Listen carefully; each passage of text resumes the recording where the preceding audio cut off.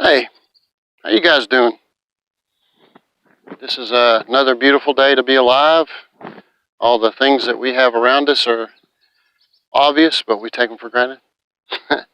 So today, we're starting on a metal roof that we went and got the material for. This is the customer's choice of color. It's a yellow and white house with brown fake shake on it. Pretty steep roof, and you'll see how we deal with that. And we'll try to go together, and I'll try to inform you on how I've reasoned through things and how I get to the finished product. So please bear with me. Always ask questions. I'll be happy to explain. But remember, knowledge is power, experience is strength, and we're Americans and not Americans. So I've been using tar in the past to seal up the roof jacks, and this is a color matched tube of caulking or similar called Nova Flex. It's metal roof, it's adhesive sealant. Seems kind of redundant, but we're going to see, and I'll let you know.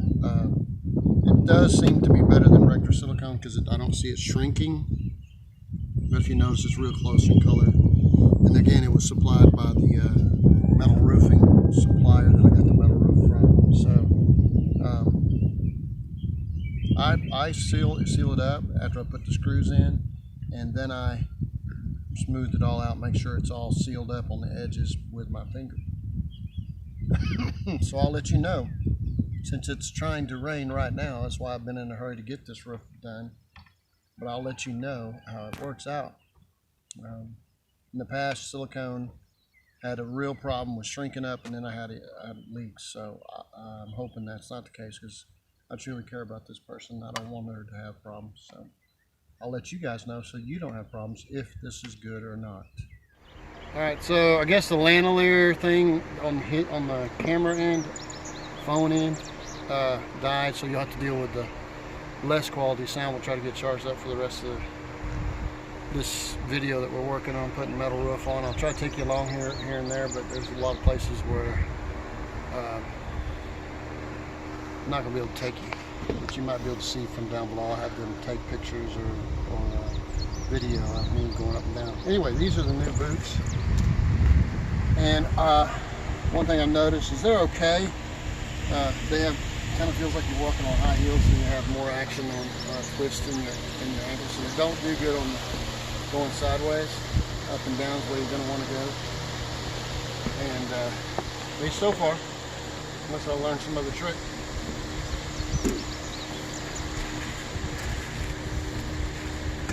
Nothing makes a difference.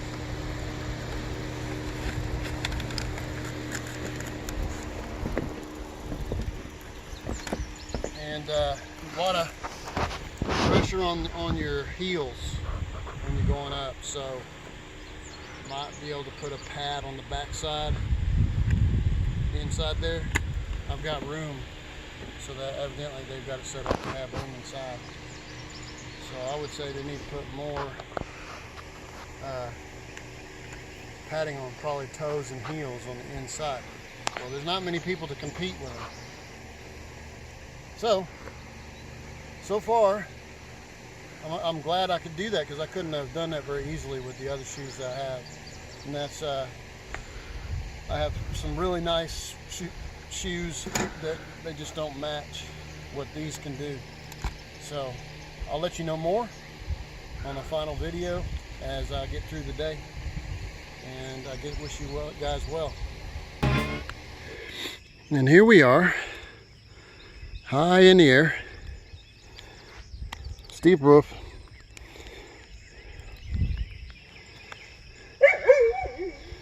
And we're going to put vented foam closure on this so that roof will vent through the closure instead of using these type of vents. So what I'm doing right now is we cut out this area so that it will vent, and then I'm going to put this house wrap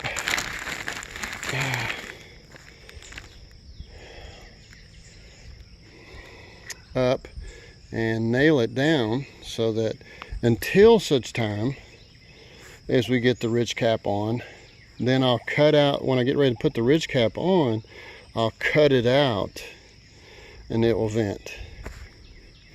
Otherwise, I'll have to deal with the constant rain raining down in there and maybe doing damage, and I don't want that to happen.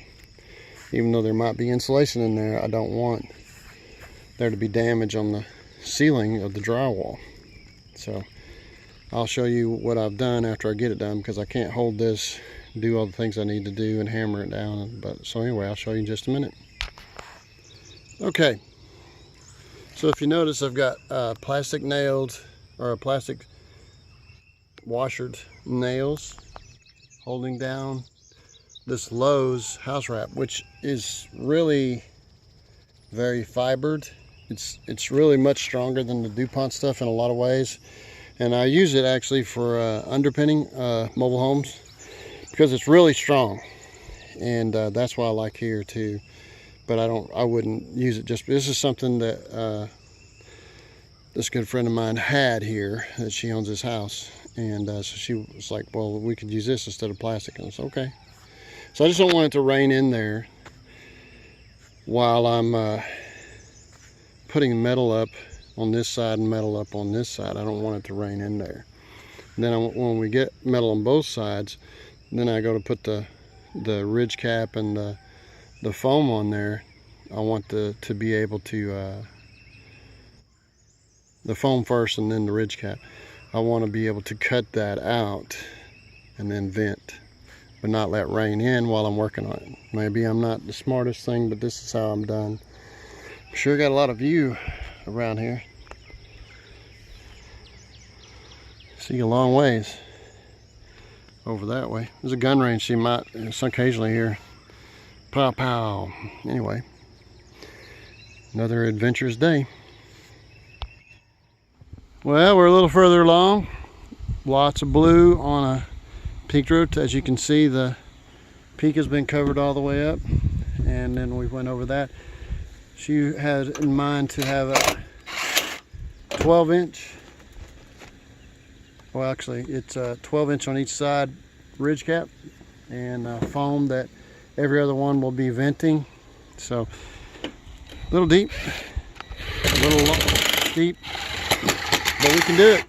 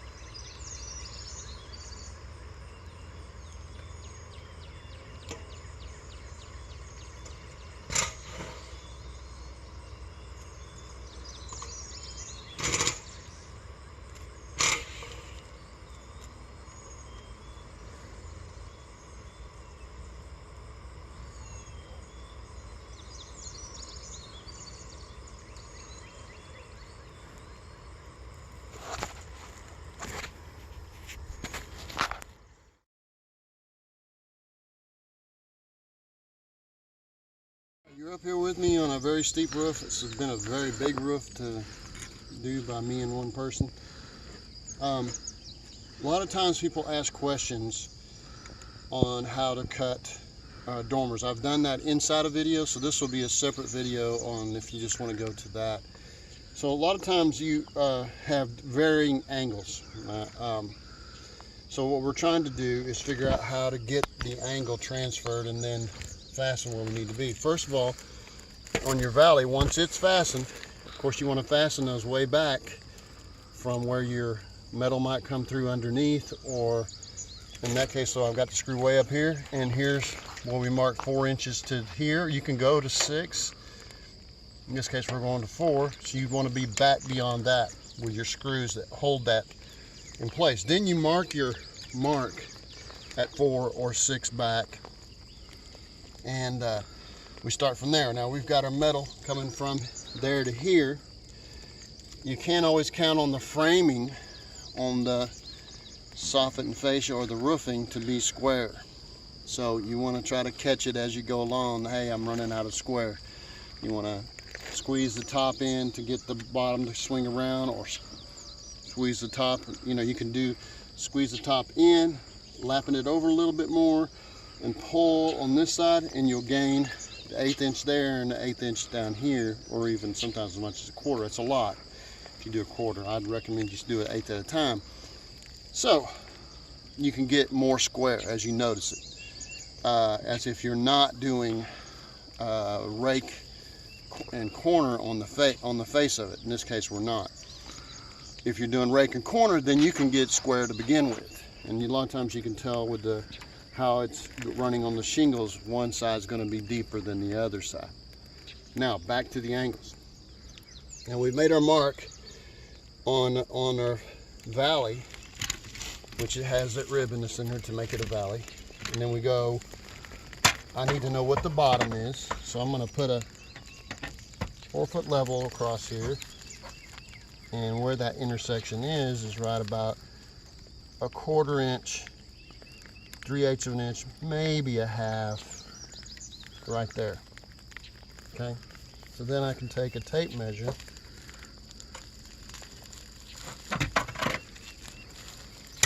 It's really steep. All right, got everything locked in so it don't fall off. Now we're going to measure from this side of, because remember we're lapping, and then that 1/2 inch from looks about 15. All right, so now we know the bottom is going to go over 15 inches, and that's where our angle is going to start. And I'll take you with me. Now,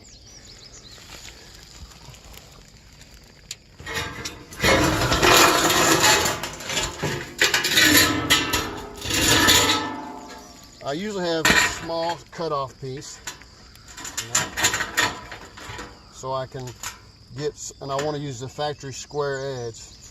And what we're going to do is find out where this corner, the outside corner, hits on that line, and we're going to slide it up with this sitting, you know, solid on that rib to find a square.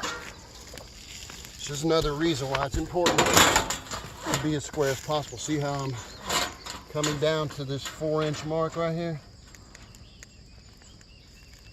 Right there. And I'm sitting square on that. Okay, and then I'm gonna mark right there. Remember,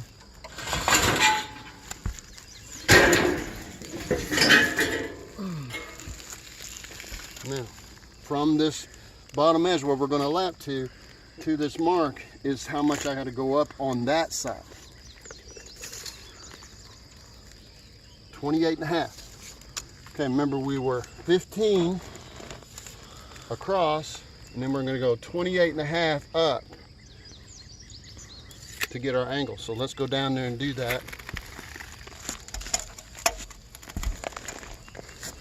You can shut it off. All right, so we're starting where it laps over that other rib up there, and then we're going to go over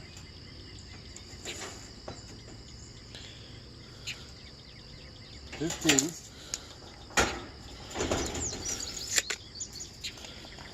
Now, if you're working by yourself, this is really handy to do. You go ahead and make yourself a little slit like that. That way you can pop the line to where we're going to next. All right, 28.5, if you remember, we measured up from that square over on this outside edge.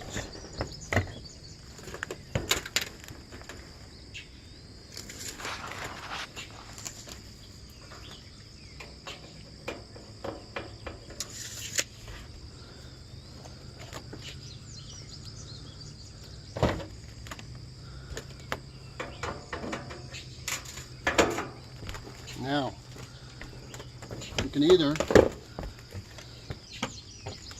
do a 4-foot level, like so.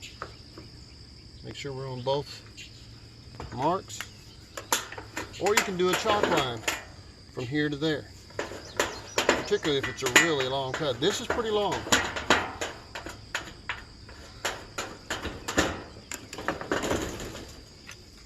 I'm getting a lot of complaints from my less experienced cohorts that 26 gauge is hard to cut, and it is.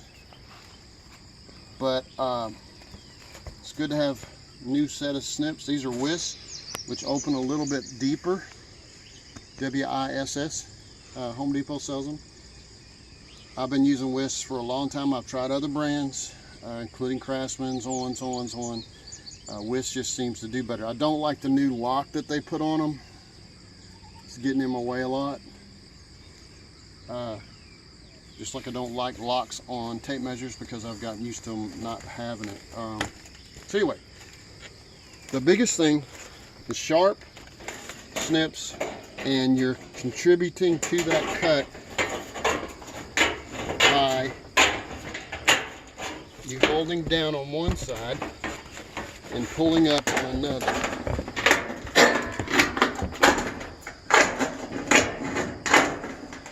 So you're pulling up and you're holding down. Literally trying to tear the sheet.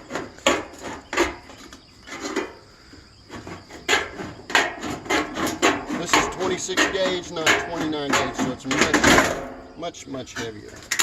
You can see how that tore?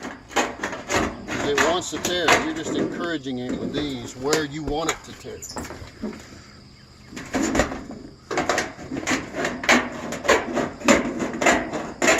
Using straights, because most of the time I'm cutting straight lines. You can use left hand and right hand and cut straight. The problem with that is that it put your hand on one side or the other instead of in the middle. When I'm right-handed, I tend to be on the right side, but I can tilt and still cut straight. Whereas if I had right hand or left hands, I won't be able to tilt because I'm already more on that side. But there'll be people who argue about that. It's been my experience, and I'm just trying to help you understand. So now we've cut this angle, 28.5 here, 15 here, and we're going to take it up and we're going to put it in place. All right, now we're putting it in place.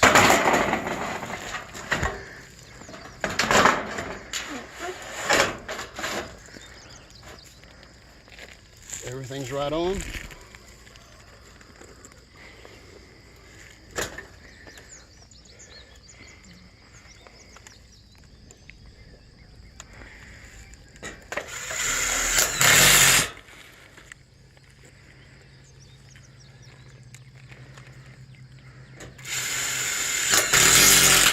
Clay mentioned that people might get fussy, but when we went to Home Depot, we had probably 20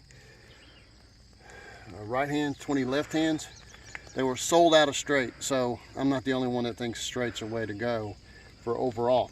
It's good to have left hand, right hand when you're cutting corners that direction in a round way. But more power to you if you can figure out how to do it otherwise. So now I'm going to screw all this off. If this was a real long angle, okay, I would do that square piece again, And then I would measure from that point to measure up to that mark. But in this case, it's short. So I'm actually able to measure across the top and measure up for my length. That's my mark for on the right hand side, from that point to that point. And then the over, since it's less than 37 inches wide, which is what these panels are. Now, I'm gonna put screws in this because I'm gonna come back and pull the screws out and put the foam in. I don't wanna open up those foam, the valley closure until I'm ready to do them all. And the reason is because it just keeps on expanding. It doesn't wait for you a day or two later to come by, because then it's just totally huge. So I'll take you through that. I think I have on several other videos that I've done. But this is the situation we're in. It's really steep, really slick on the metal. When you're working by yourself, please be careful. Even if you're working with somebody, be careful. You don't want to be hungover, because that's the same as drunk and then you're not in your faculties. You don't want to be high. A lot of roofers are drinkers and drug users, and they fall off the roof and they get hurt, and they don't have no workman's comp because they were testing dirty. And I know why you do it, because there's a lot of pain. You don't last very long in this if you do this trade all the time, same as concrete work and a number of other jobs out there. God bless you all.